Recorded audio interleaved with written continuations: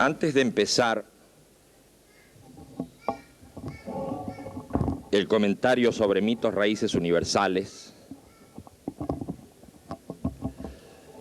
quisiera explicar qué motivos me llevaron a escribirlo y qué relación guarda con mis obras anteriores. En primer lugar, los motivos. He ido a los mitos de las distintas culturas con una intención más parecida a la de la psicología social que a la de las religiones comparadas, la etnología o la antropología. Me he preguntado, ¿por qué no revisar los sistemas de ideación más antiguos de manera que al no estar directamente comprometidos con ellos, aprendamos en perspectiva bastante más sobre nosotros mismos? ¿Por qué no introducirnos en un mundo de creencias ajenas que con seguridad acompañaron a otras actitudes vitales? ¿Por qué no flexibilizarnos tanto cuanto sea posible para comprender con aquellas referencias por qué se tambalean hoy nuestras creencias fundamentales? Estas han sido mis inquietudes motivantes a la hora de recorrer las producciones míticas.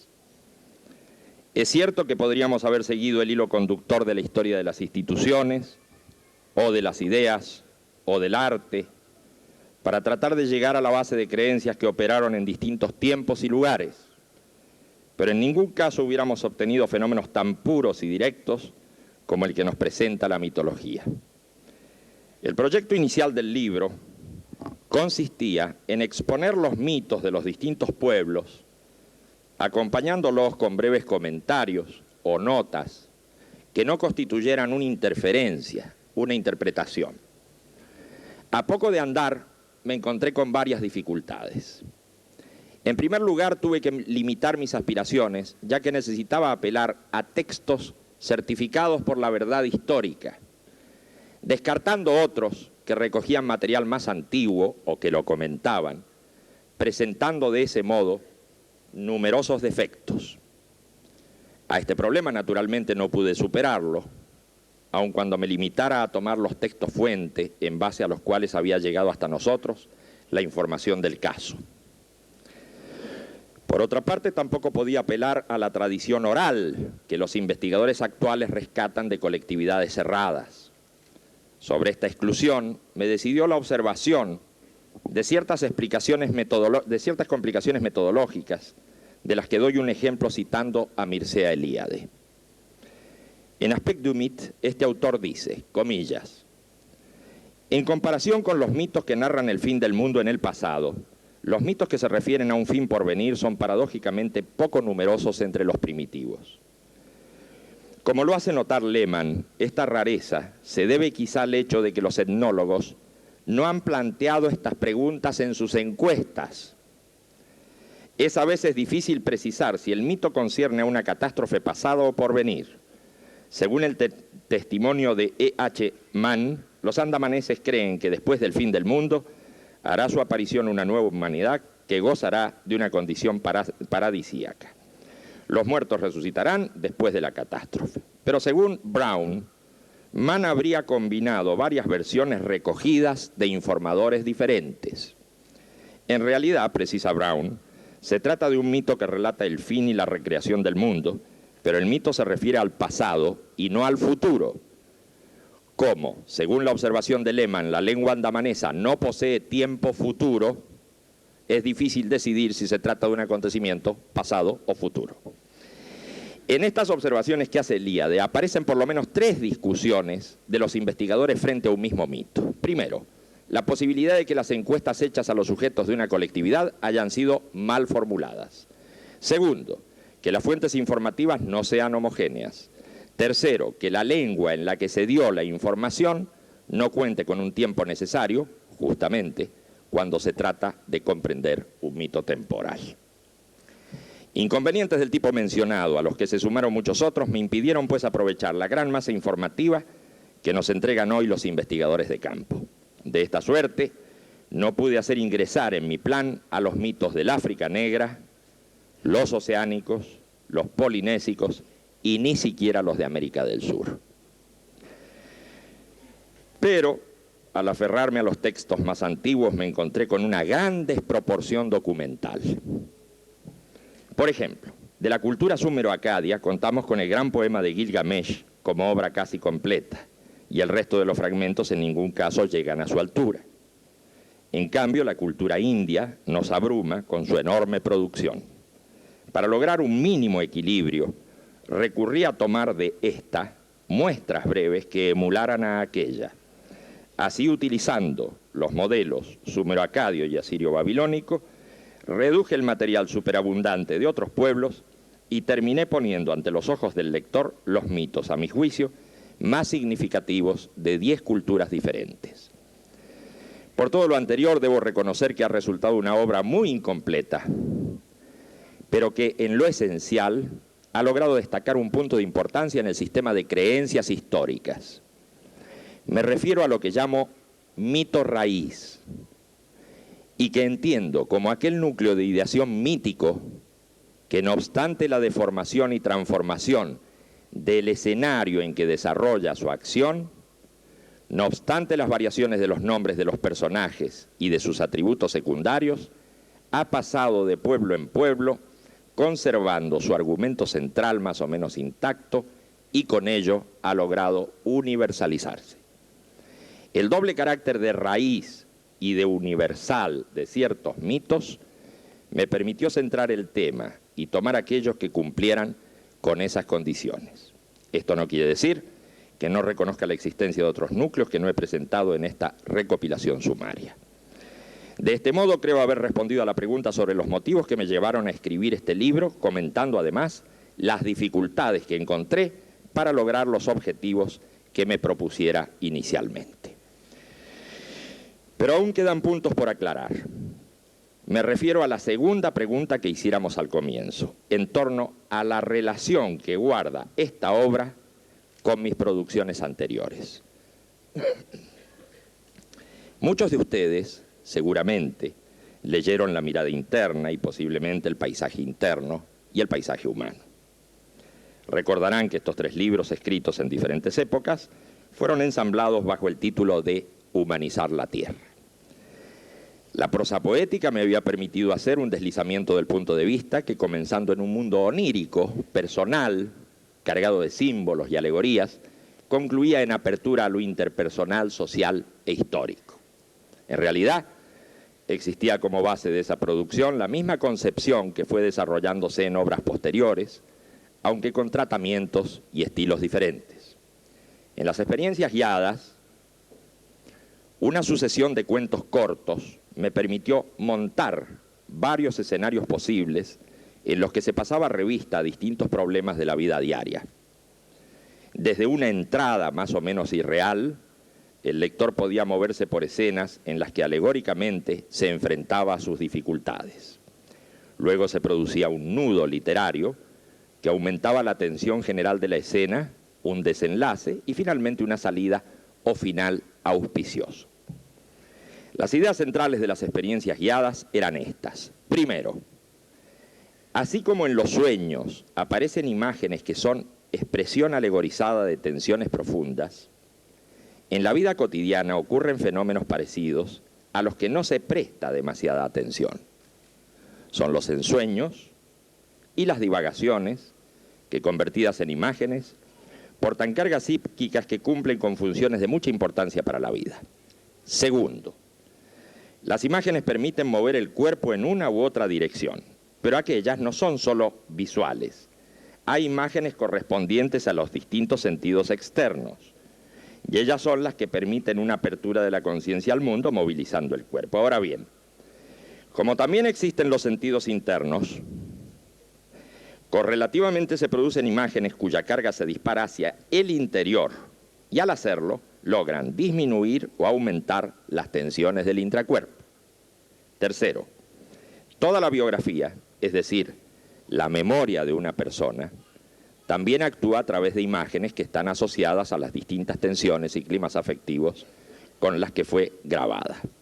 Cuarta, esa biografía está actuando continuamente en cada uno de nosotros y, por tanto, en cada nueva percepción, no captamos pasivamente el mundo que se nos presenta, sino que actúan las imágenes biográficas como paisaje previamente constituido.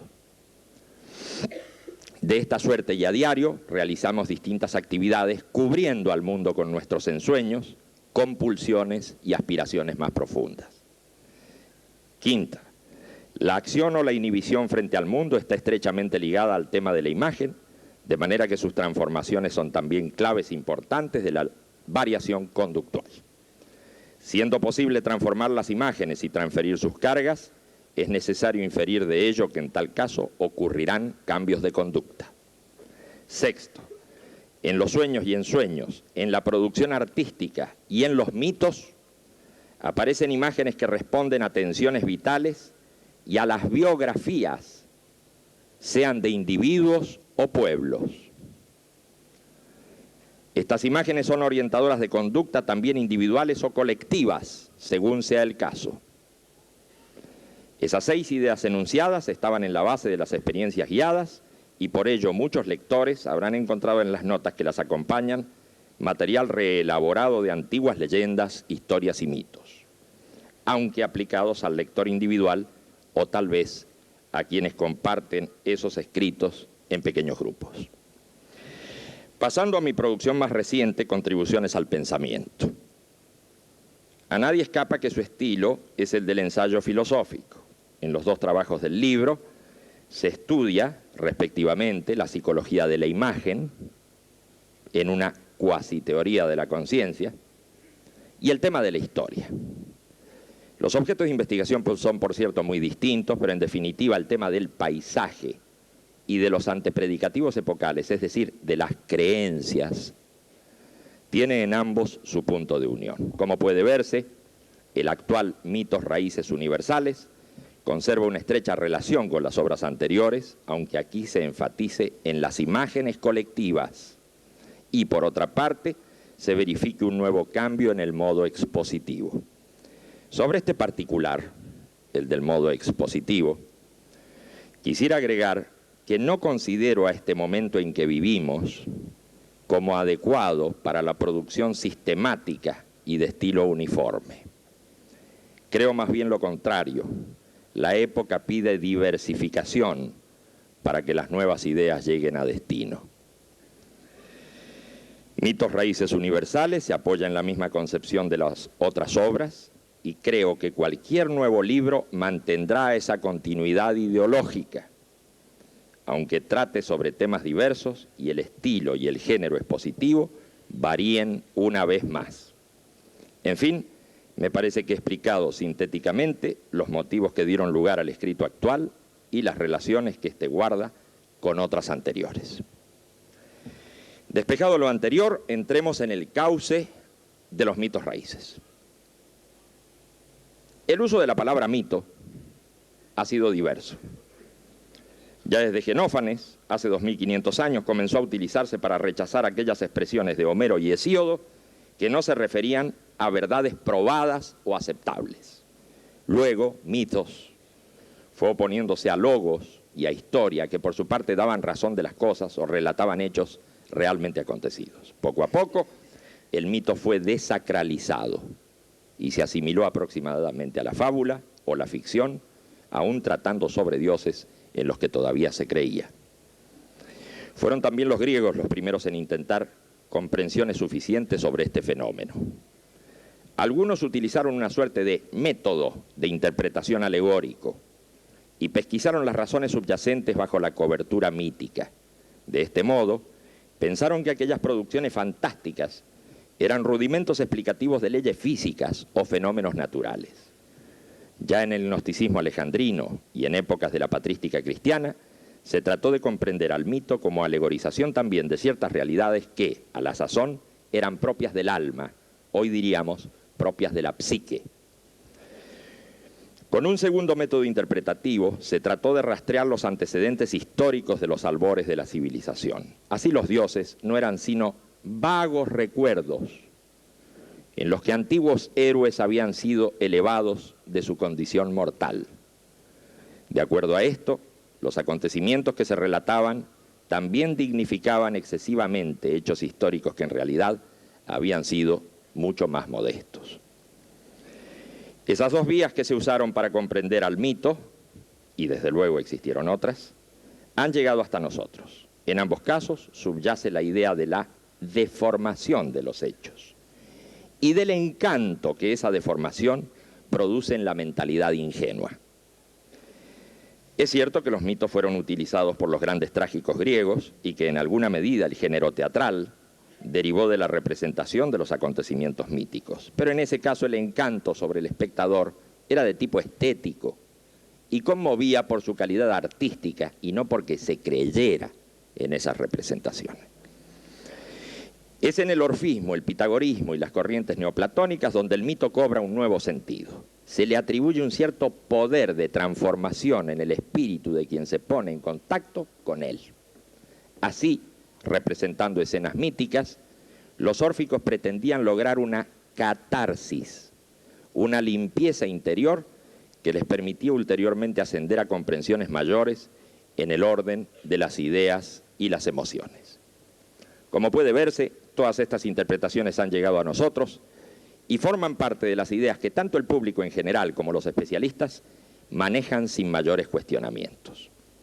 A decir verdad, el mito griego se oscureció durante mucho tiempo en Occidente hasta que en el Renacimiento y en la época de las revoluciones europeas echó a caminar de nuevo. La admiración por los clásicos hizo que los estudiosos volvieran a la fuente helénica. Las artes fueron tocadas por ella y así el mito griego ha continuado actuando. Transformándose una vez más, se ha incrustado en la base de las nuevas disciplinas que estudian los comportamientos humanos.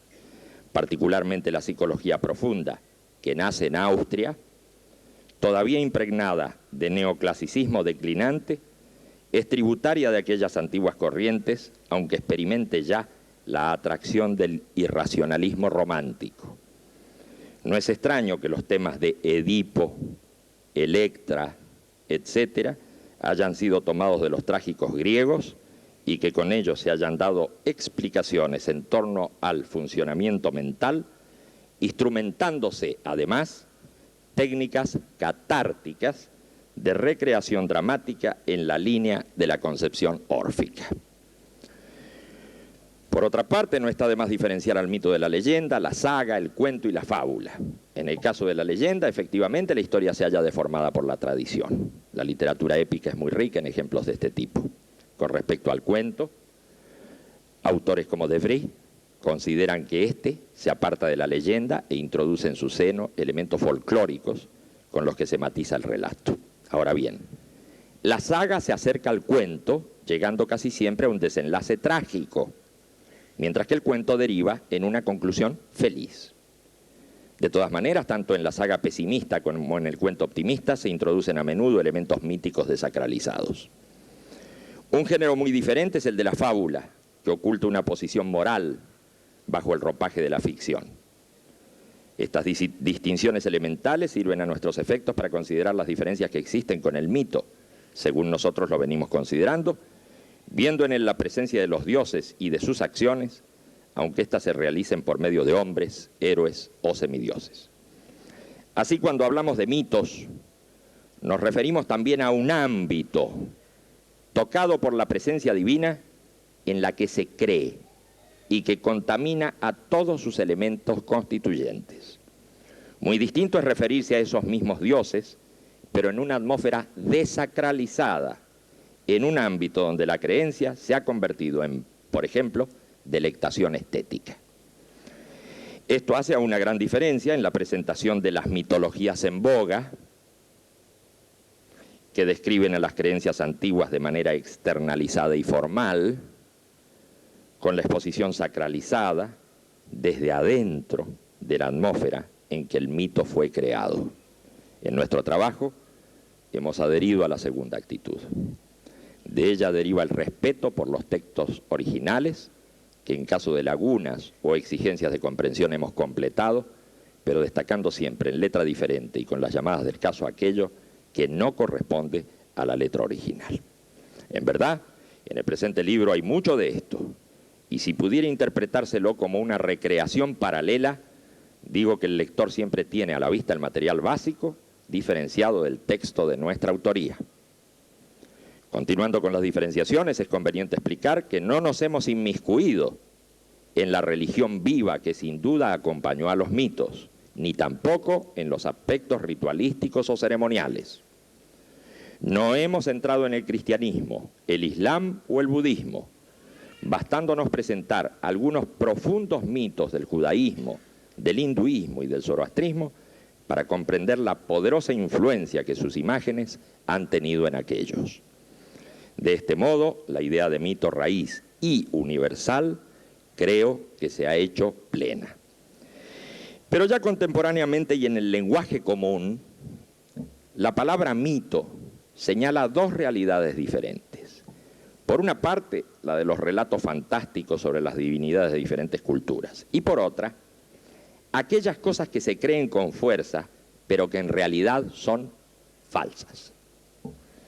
Claramente, ambos significados tienen en común la idea de que ciertas creencias tienen fuerte arraigo y que la demostración racional en contra de ellas se abre paso con dificultad. Así, nos sorprende el hecho de que pensadores esclarecidos de la antigüedad hayan podido creer en cuestiones que nuestros niños escuchan como cuentos a la hora de dormir.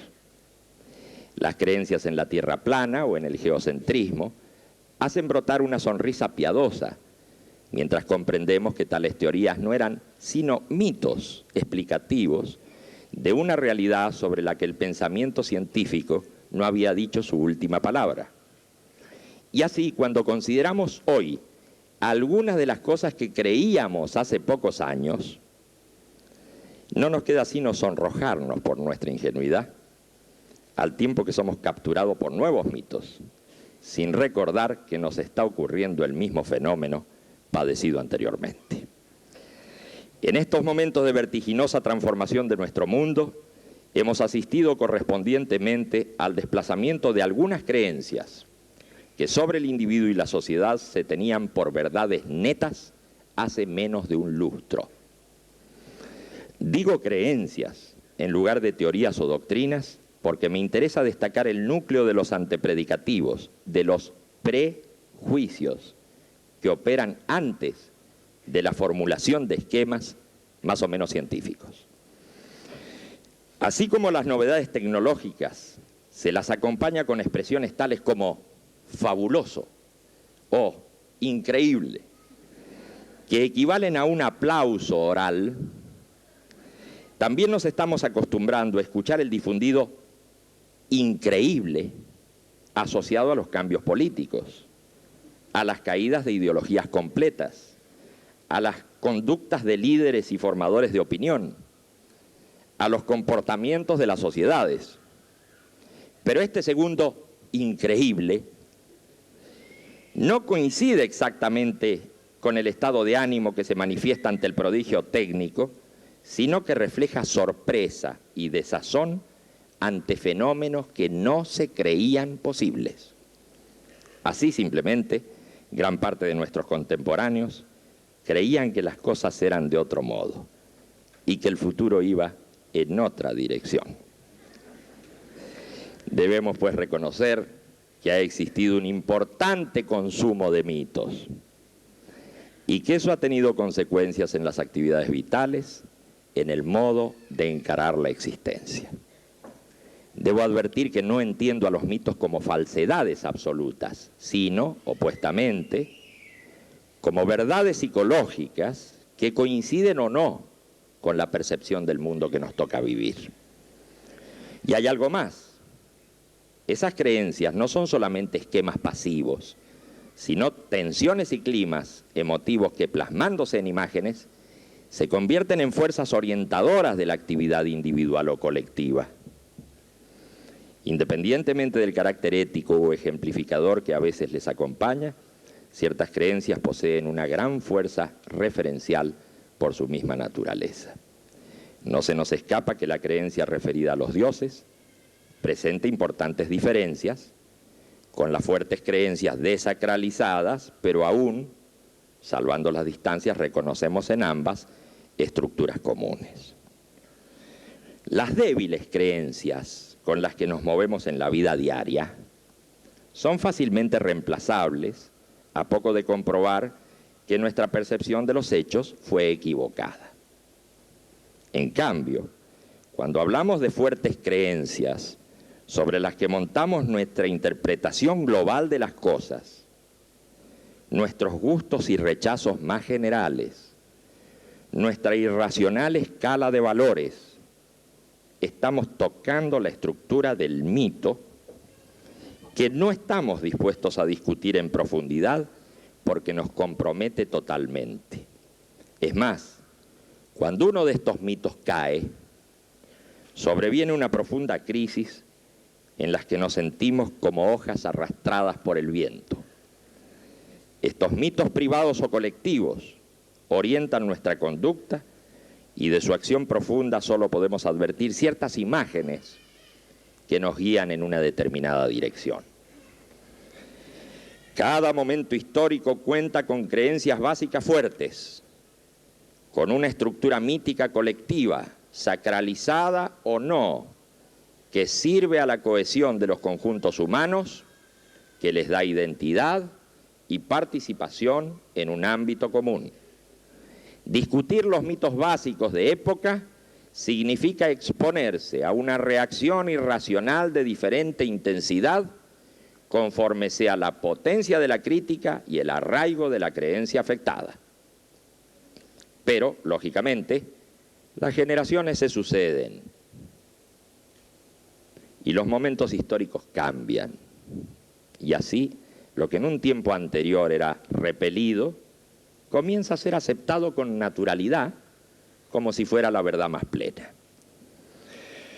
Discutir en el momento actual el gran mito del dinero implica suscitar una reacción que impide el diálogo.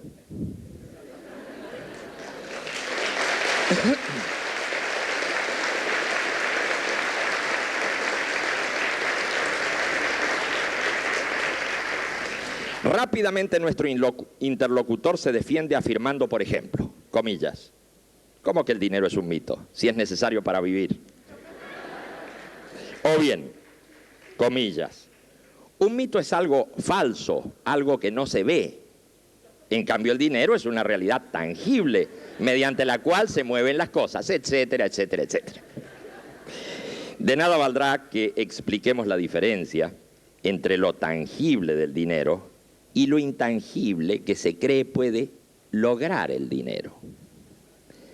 No servirá que observemos la distancia entre un signo representativo del valor que se atribuye a las cosas y la carga psicológica que ese signo tiene. Ya nos habremos convertido en sospechosos. Inmediatamente nuestro oponente comienza a observarnos con una mirada fría que pasea por nuestra vestimenta, exorcizando la herejía mientras calcula los precios de nuestra ropa.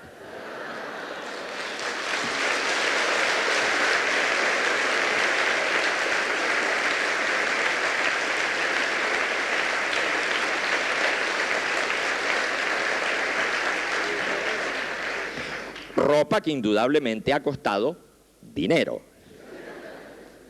Reflexiona en torno a nuestro peso y las calorías diarias que consumimos. Piensa en el lugar en que vivimos y así siguiendo. En ese momento podríamos ablandar nuestro discurso diciendo algo así. En verdad hay que distinguir entre el dinero que se necesita para vivir y el dinero innecesario. Pero esa concesión ha llegado a destiempo.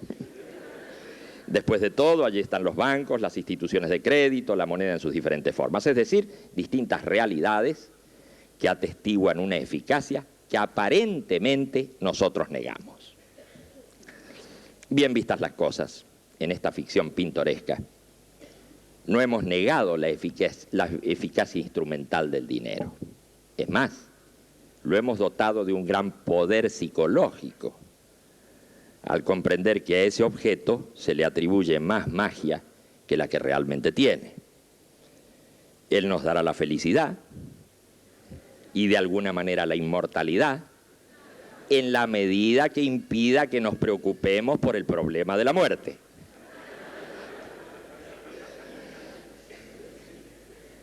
Este mito desacralizado muchas veces operó cerca de los dioses. Así todos sabemos que la palabra moneda deriva de Juno Moneta, Juno avisadora, al lado de cuyo templo los romanos acuñaban precisamente la moneda. A Juno Moneta se pedía abundancia de bienes, pero para los creyentes era más importante Juno que el dinero de cuya buena voluntad éste derivaba.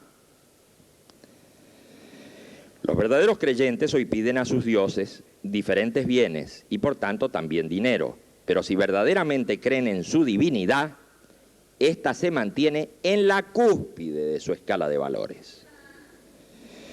El dinero como fetiche ha sufrido transformaciones. Por lo menos en Occidente, durante mucho tiempo tuvo como respaldo al oro, ese metal misterioso, escaso y atractivo por sus especiales cualidades. La alquimia medieval se ocupó en producirlo artificialmente.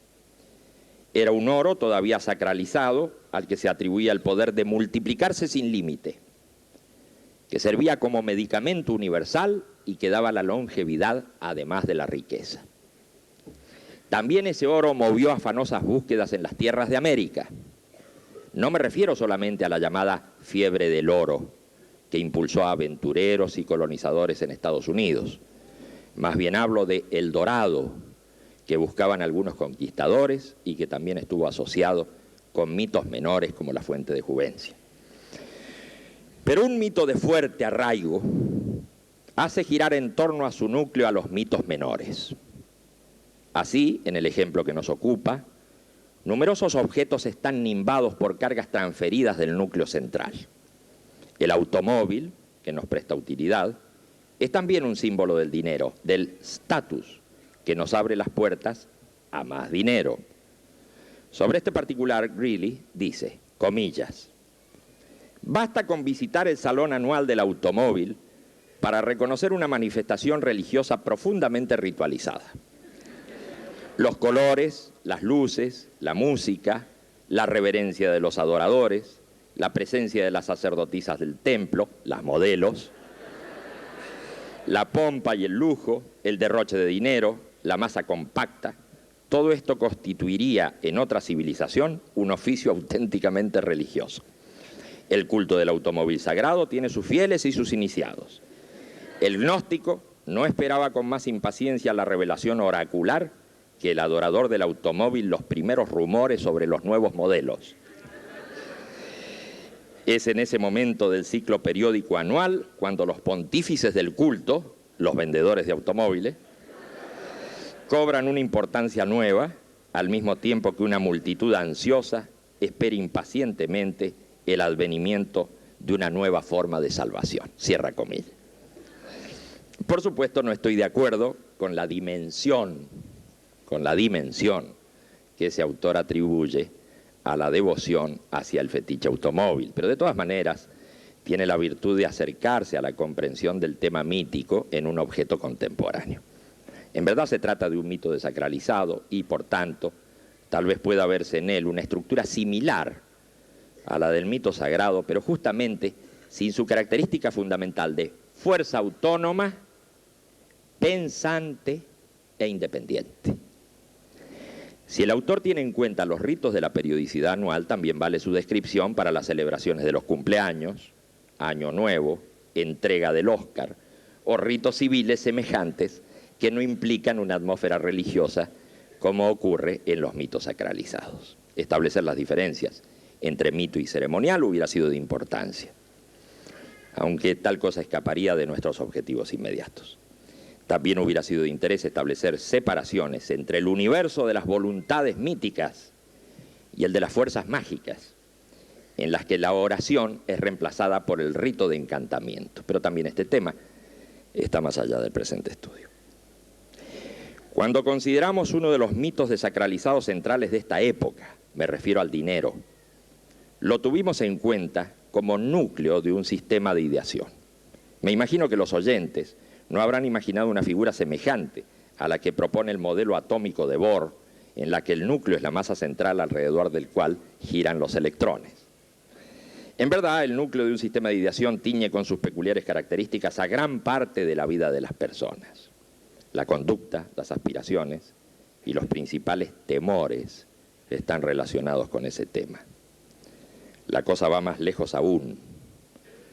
Toda una interpretación del mundo y de los hechos conectan con el núcleo.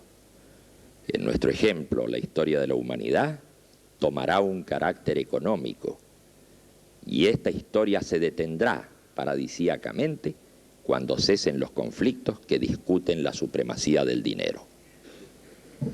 En fin, hemos tomado como referencia uno de los mitos desacralizados centrales para aproximarnos al posible funcionamiento de los mitos sagrados de que habla nuestro libro.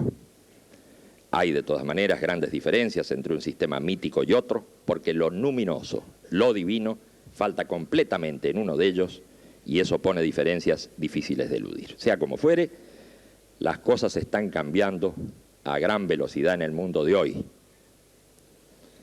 Y así me parece ver que se ha cerrado un momento histórico y se está abriendo otro.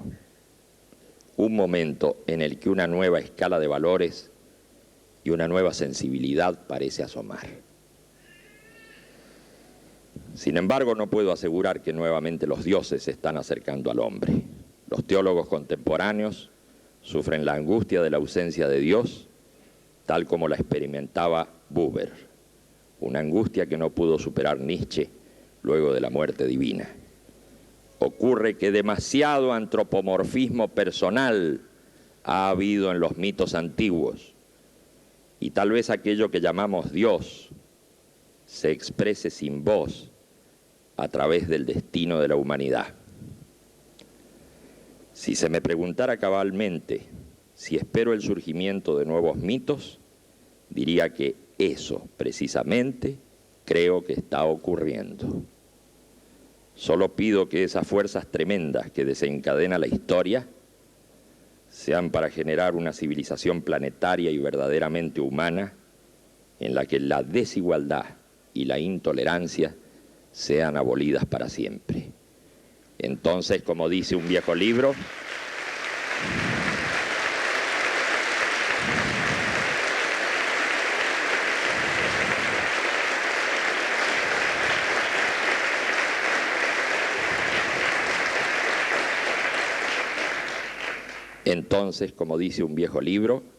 las armas serán convertidas en herramientas de labranza. Nada más, muchas gracias.